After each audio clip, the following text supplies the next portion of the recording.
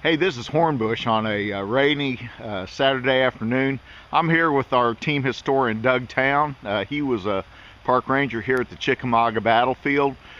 He's going to give us a little tour of the battlefield here, as much as we can in this rain. But Doug is a lieutenant with the sheriff's office and a very, very knowledgeable historian, ex-reenactor, and metal detectorist now that he's joined Team Hornbush, and basically my friend. So Doug, go ahead and speak up so the camera will record your voice pretty well. But what are we going to do here today? All right, this afternoon we're going to take a tour of the Chickamauga Battlefield, starting here at the Visitor Center, and then we'll get out in the field and actually see where these troops fought at. So bear with us, it's rainy today, and it's a little chilly for the middle of May, but we'll have ourselves a good time and a good tour. Sweet. We'll see you at the next hole.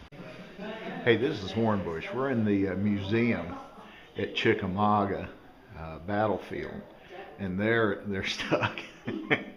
There are just hundreds of vintage Civil War rifles and handguns and everything. I mean, there's just room after room of these things, and it is just awesome.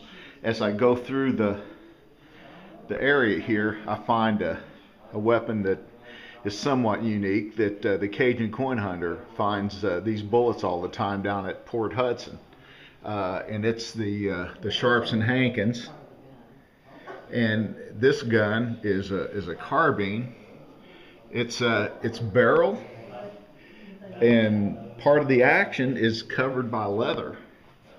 And this is it. This is the first time I've seen one in person, but it's a breech-loading metallic cartridge gun of 52 caliber, and it's wrapped in leather of all things. Not something you would normally expect in a weapon. But at any rate, we'll see you at the next hole.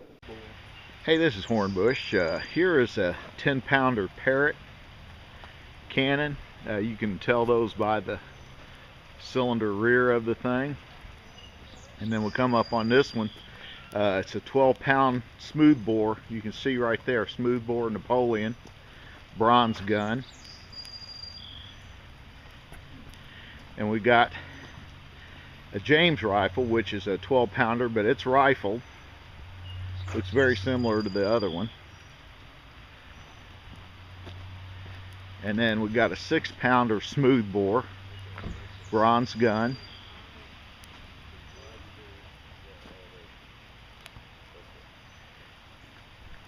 And then this is a howitzer, a shorter barrel on a thing, but it's a 12-pound howitzer.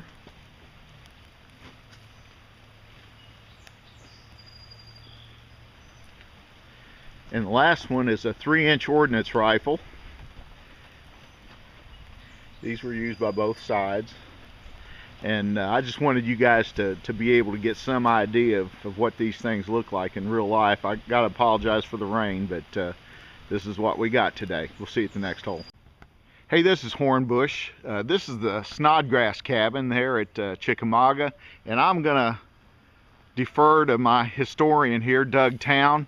Doug, tell us what we got here, where we're at. And all right, we're on Thomas's line here on Snodgrass Hill. The line actually starts, I don't know if you'll be able to see it on the camera, but about 200-300 yards from where we're standing. Back up this direction, the line started. It come up to the cabin here, turned and went up to the top of the hill, which is what I refer to, I believe is referred to as hill number 1. Back off to hill number 2 and 3, back over onto what they call Horseshoe Ridge. So we're not quite halfway. And this position here has significance because of Thomas and his stand here. This is where George H. Thomas got his nickname Rock of Chickamauga, but also his corps, the 14th Army Corps, got their corps badge, the acorn, because it was said that they stood as an oak tree here at Chickamauga. That is sweet. Look at the scenery in behind Doug there. This is a beautiful field, and this really is a prominent position. It's hard to see, but this is definitely the high ground. The Confederates would be coming from this direction towards us, and this is just just beautiful up here, and it's definitely the high ground place to have an army, isn't it, Doug? Yes, it is. All right. We'll see you at the next stop. Hey, this is Hornbush at the next stop on our tour of the Chickamauga Battlefield. Old Doug is standing here in front of the 35th Ohio Infantry Vanderveer's Brigade Monument. And Doug, go ahead and take it from here. All right, we're standing up here on top of what they call Hill 1. If you were to read your Peter Cousins book, This Terrible Sound.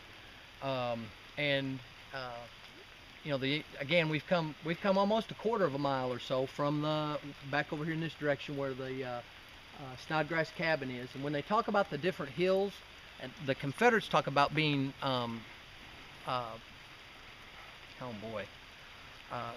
sent up ravines. They were channeled into ravines and things like that. You can't really see it off to Bob's right real well, but if you look, Bob, if you'll pan to your left, you can see an example of one of those ravines that they would have been channeled up during the battle here on Snodgrass Hill. Very deep ravine, and yes, if you read Peter Cousins' book, it'll describe this in great detail. This is Hill 1, like Doug just said, and it's one of three which comprise Horseshoe Ridge. And Doug, anything else significant right here? I believe that'll be it. Okay, we'll see you at the next stop. Hey, this is Hornbush. We're moving along this road that connects the three hills together at Horseshoe. Once again, I apologize for this rain, but we don't get to get down here, and I don't get a chance to listen to Doug very often on this. So this is another view of where the Confederates were channeled up this ridge, and the Union got a pretty good twist on them there. But at any rate, I'll turn the camera back on once we get up to the next hill. Okay, this is Hornbush. We're coming up to the summit of hill number 2.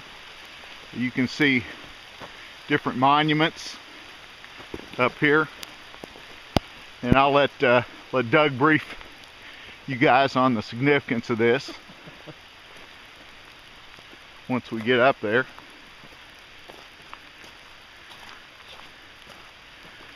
89th Ohio Monument. This is the headquarters of Gordon Granger Reserve Corps. This is just so full of history. And once again, over at this side of Hill 1, or 2 rather, is the channel where the Confederates came up. I know you probably can't see that in any great detail, but it's right, real steep incline, and channeling through gorges that basically go through both sides. So, Doug, what do you got for us, buddy? Just standing here on top of one of the hills, as you said. And so, like we told you earlier, it was composed of several different hills, the defense here. So, we're standing here where Granger's Corps, who was part of the Reserve Corps that came up and helped Thomas. This is his part of the line that he, from here, I believe back towards the south and west, kind of is the direction that we're headed, is what he was responsible for during the last portion of the fighting here at Chickamauga. Good deal. We'll see you at the next stop. Hey, this is Hornbush. We're on the top of Hill 3, and what we have described here and with the monuments are the Tennessee, well, different Confederate monuments and different Confederate field pieces around the area. This is dedicated to the Tennessee troops that were here.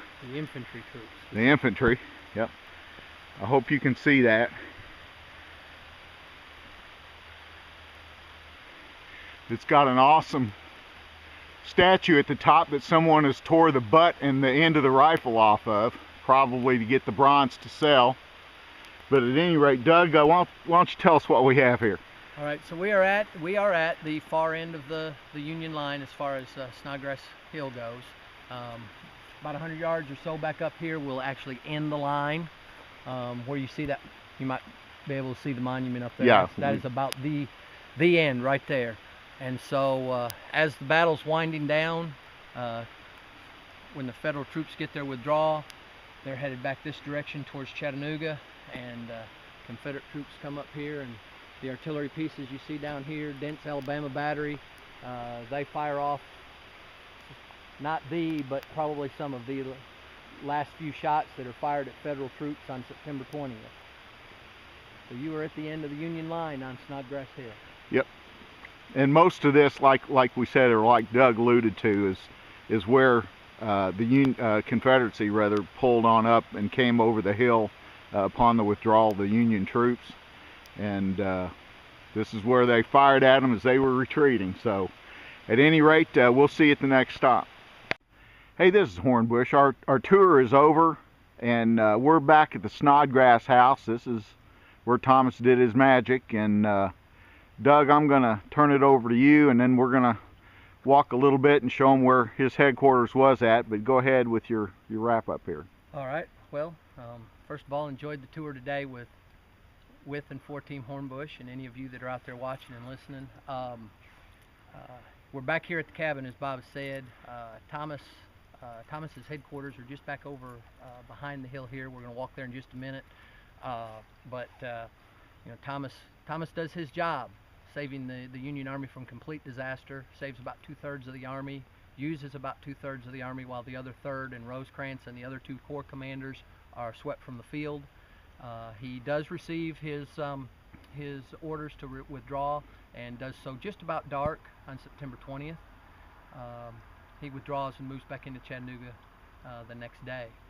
So I told Bob I'd talk real quick about the casualties here at Chickamauga. Roughly 16,000 Union casualties and about 18,000 Confederate casualties. And when I say casualties, I'm meaning killed, wounded, missing, and captured. So that includes all of that group. Some of those troops show back up, you know, after the battle's over with.